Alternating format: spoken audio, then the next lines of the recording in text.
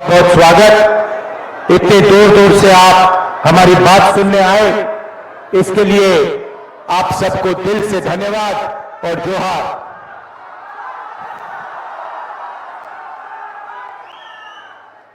मैंने यहां जोहार शब्द का प्रयोग किया, मैंने नमस्कार नहीं बोला, जोहार बोला।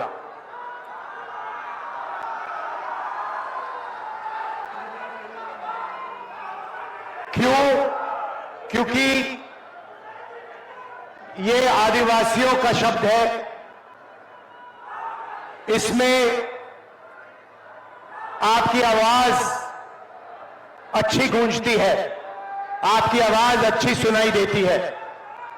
भाइयों और बहनों, ये जो चुनाव है, ये आदिवासियों के भविष्य के लिए, दलितों के भविष्य के लिए, पिछड़ों के भविष्य के लिए एक बहुत जरूरी चुनाव है।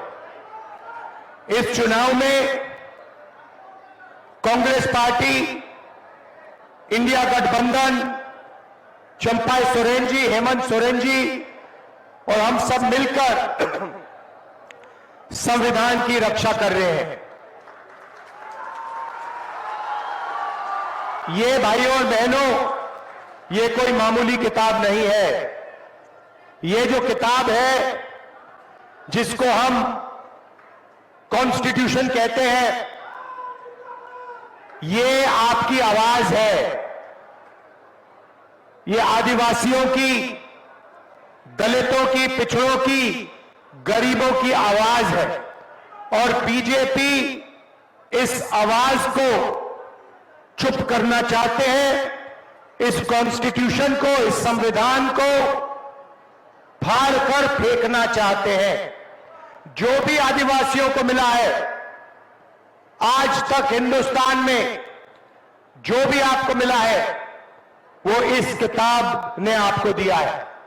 आप एक साथ, हमारे साथ, कांग्रेस पार्टी के साथ, आपके बड़े बड़े नेताओं ने इस किताब के लिए कुर्बानी दी थी, अपनी जान दी थी और आज इस किताब को, कॉन्स्टिट्यूशन को, संविधान को बीजेपी के लोग खत्म करने में लगे हुए हैं। भाइयों और बहनों, संविधान से आपको आरक्षण मिलता है, संविधान से आपको नौकरियां मिलती है, संविधान से आपके बच्चों की शिक्षा होती है, संविधान से आपका अस्पताल में इलाज किया जाता है। अगर ये मिट जाएगा तो आदिवासी कहीं के नहीं रहेंगे, दलित और पिछड़ा वर्ग कहीं का नहीं रहेगा। सारा का सारा 10-15 अरबपतियों के हाथ में चला जाएगा। अडानी नाम है, आप जानते हो, उसकी नजर आपकी जंगल, जमीन और जल पर है और नरेंद्र मोदी उसके लिए काम करता है। और अडानी जी चाहते हैं, नरेंद्र मोदी जी चाहते हैं कि ये जो किताब है ये खत्म हो जाए और उनका बिना इस किताब के राज चले। हम ये कभी नहीं होने देंगे। इस किताब को हम कभी नहीं खत्म होने देंगे। इस किताब के लिए हम जान देने को तैयार हैं। सारे के सारे आदिवासी में चंपा सोरेन जी, हेमंत सोरेन जी, कल्पना सोरेन जी, सारे के सारे इस किताब की रक्षा के लिए जान देने को तैयार है। भाइयों और बहनों, मैं आपको एक जरूरी बात कहने आया हूं। आपको हम आदिवासी कहते हैं। आदिवासी शब्द का मतलब वो लोग जो इस जमीन के पहले मालिक हैं।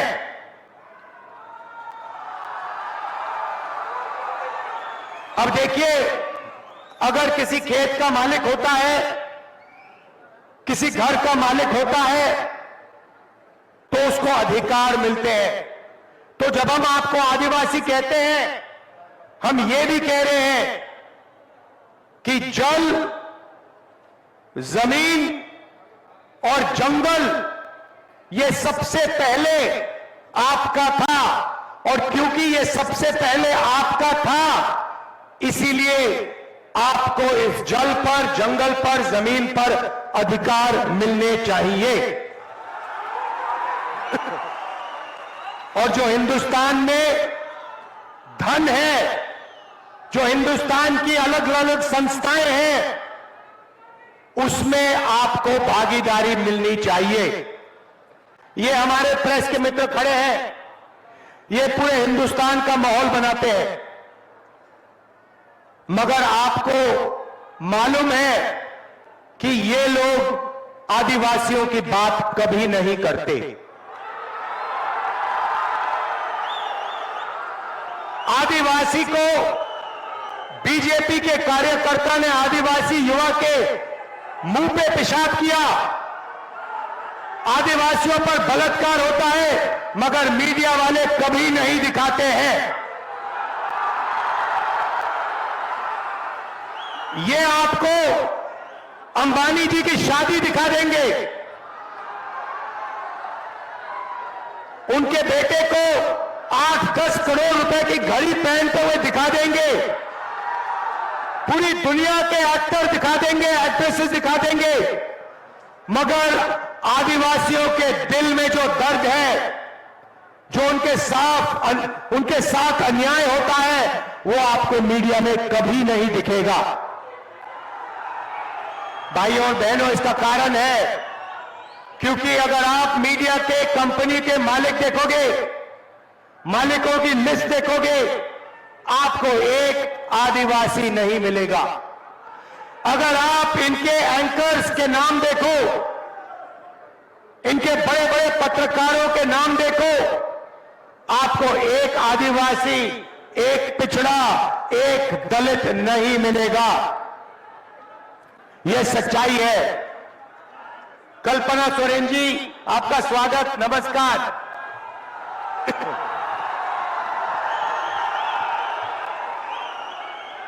देखिए, इनके पति को, जो चीफ मिनिस्टर हैं, उनको जेल में डाल दिया है।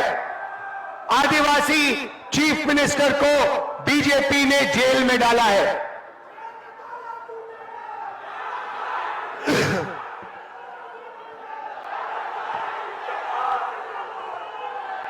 हेमंत सोरेन छूटेगा तो आप मीडिया देखो, हिंदुस्तान की बड़ी कंपनियां देखो, बड़े बड़े संस्थाएं देखो, आपको आदिवासी नहीं मिलेगा, दलित नहीं मिलेगा, पिछड़ा नहीं मिलेगा। हिंदुस्तान की सरकार को 90 लोग चलाते हैं, आईएएस अफसर है, पूरा का पूरा बजट वही बांटते हैं। झारखंड में कितना पैसा आएगा, रेलवेज में कितना जाएगा, शिक्षा में कितना जाएगा, सारा का सारा 90 लोग डिसाइड करते हैं। भाइयों और बहनों, आप हैरान हो जाओगे, चौंक जाओगे। उन 90 लोगों में से सिर्फ एक व्यक्ति आदिवासी है। आप 8% हो हिंदुस्तान के, मगर सरकार में 90 लोगों में आपका सिर्फ एक व्यक्ति है। और वो जो अफसर है, दिल्ली में बेचारा काम करता है, उसे छोटे से ऑफिस में पीछे रख रखा है, उसे कोई बड़ी मंत्रालय नहीं दी जाती है, उसे पीछे किनारे करके चुप कर दिया जाता है। भाइयों और बहनों, अगर हिंदुस्तान की सरकार 100 रुपए खर्च करती है, बजट में 100 रुपए खर्च करती है, तो आदिवासी अफसर 10 पैसे का निर्णय लेता है। आप सोचिए, आपकी आबादी 8% और आपकी भागीदारी 100 रुपए में से 10 पैसे। यह है आपकी सच्ची हालत बीजेपी की सरकार में। कोई आवाज नहीं है। हम आपको आदिवासी कहते हैं, वो आपको वनवासी कहते हैं। यह वनवासी शब्द का क्या मतलब है? यह अपमान है आप पर। ये गाली है। वनवासी का मतलब वो लोग जो जंगल में रहते हैं। नहीं, आप वनवासी नहीं हो, आप आदिवासी हो। आप वो लोग नहीं हो जो जंगल में रहते हैं। आप वो लोग हो जिनका जमीन पर, जल पर, जंगल पर पहला अधिकार बनता है। और वो आपको अधिकार नहीं देना चाहते हैं, वो आपको दबाना चाहते हैं और आपको बड़े बड़े शहरों में डोमेस्टिक वर्कर का काम करवाना चाहते हैं, मजदूरी करवाना चाहते हैं। वो नहीं चाहते कि आपके बच्चे इंजीनियर बने, डॉक्टर बने, लॉयर बने। ये फर्क है उनमें और हम में। हम चाहते हैं कि आपको हिंदुस्तान में भागीदारी मिले। हम चाहते हैं कि आदिवासी युवा आगे बढ़े, इंजीनियर बने, डॉक्टर बने, लॉयर बने, बिजनेस चलाएं, बड़े बड़े उद्योगपति बने। हम ये चाहते हैं। भाई और बहनों, आप सोचिए, आज ये आपको वनवासी कहते हैं और फिर पूरे हिंदुस्तान से जंगल को मिटाना चाहते हैं। जंगल वो अदानी को देते हैं और फिर कहते हैं भैया आप लोग वनवासी हो।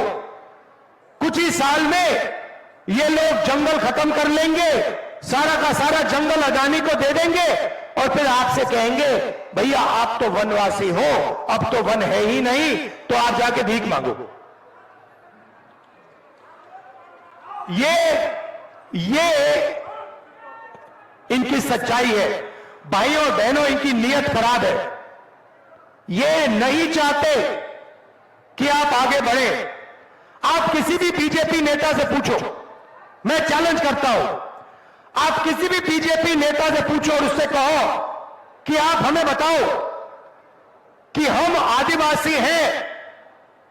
राहुल गांधी ने कहा कि जमीन पर, जंगल पर, जल पर हमारा पहला हक बनता है क्योंकि हम यहां पहले मालिक थे। किसी भी बीजेपी नेता से पूछो और उससे कहो कि यह सच है या नहीं, वो आपको जवाब नहीं दे पाएगा। वो आपसे कहेगा नहीं भाई, आप तो वनवासी हो, आप जंगल में रहो, आप ऐसे सवाल मत पूछो, अधिकार की बात मत करो। भाइयों और बहनों, 10 साल नरेंद्र मोदी ने 22 लोगों को फायदा पहुंचाया। मैं आपको आज सिर्फ 2-3 चीजें कहने आया हूं। हम आपके लिए क्या करने जा रहे हैं। यहां मुझे आदिवासी महिलाएं दिख रही हैं, आप यहां खड़ी हो। मैं आपको बताना चाहता हूं हम आपके लिए क्या करने जा रहे हैं। क्रांतिकारी काम जो किसी सरकार ने, दुनिया की किसी सरकार ने नहीं किया, वैसा काम इंडिया गठबंधन करने जा रहा है। उन्होंने अभी ताली मत बजाइए, क्योंकि जब मैं आपको बताऊंगा ना, ताली 5 मिनट चलेगी। आप देखना, अपने आप ऑटोमेटिक 5 मिनट ताली बजेगी, देख लेना। तो भाइयों बहनों, उन्होंने 22 अरबपति बनाए। अब हम करोड़ों लाखपति बनाने जा रहे हैं। अब मैं आपको बताता हूं, इंडिया गठबंधन और कांग्रेस पार्टी करोड़ों लाखपति कैसे बनाएगी। आप सपना भी नहीं देख सकते। जो मैं आपको बताने जा रहा हूं, जो होने वाला है, आप सपना भी नहीं देख सकते कि ऐसा काम किया जा सकता है। अब सुनिए, सबसे पहले हिंदुस्तान के सारे गरीब परिवारों की लिस्ट बनेगी।